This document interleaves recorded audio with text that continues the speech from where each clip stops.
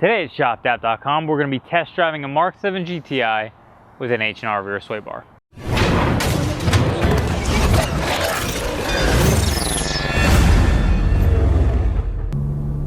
Okay, so today we're going to be talking about rear sway bars.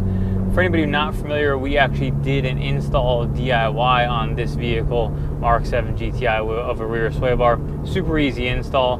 Want to touch on this video because I feel like there's a lot of people who don't really necessarily know what a rear sway bar feels like, or want to kind of give a little bit of perspective as to how it feels to drive a car with a rear sway bar that's upgraded. So wanted to offer a little bit of insight. So for anybody who's not familiar, a rear sway bar, or really any sway bar, they are on the front and the rear of pretty much all vehicles.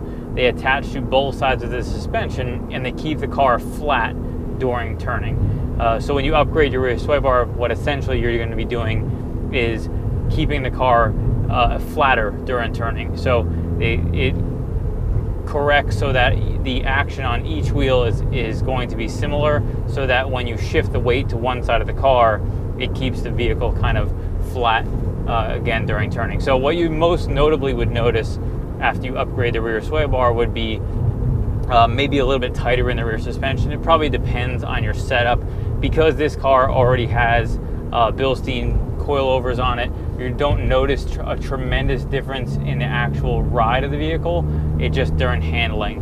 And more specifically, when we talk about handling, like we just went around that tight turn there, the only time you really notice the rear sway bar as much, and much like this turn here, is when you're getting kind of a higher speed 40, 50 mile an hour turn, and it's kind of a tight turn. So normally where the vehicle would start to kind of roll out the back of the vehicle and the body would roll out, the rear sway bar upgrade keeps it flatter in that turn, which for me gives you a lot more confidence when you're actually making those turns that the car is going to sit and it doesn't kind of make you a little more scared. You also can notice it a lot during like a jug handle.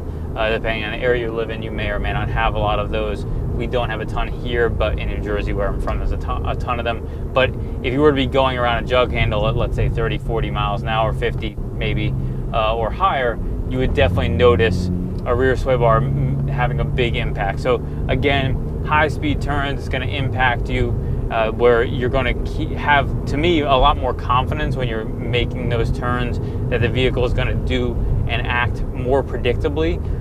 So that's the biggest benefit that I always see with rear sway bars of vehicles. Also, because rear sway bars are affordable to purchase and easy to install, I would say it's an easy DIY and something that most people should consider, since going in a straight line is not going to be the most important thing pretty much for anybody buying a VW or Audi model. Straight line performance is probably secondary. Then obviously you're going to have a much more fun car to drive kind of on back roads on a weekend. Thank you so much for watching our H&R rear sway bar video. Again, purchases for parts like this or any others help support videos just like this one. If you like this video, be sure to give it a thumbs up and subscribe for more like it.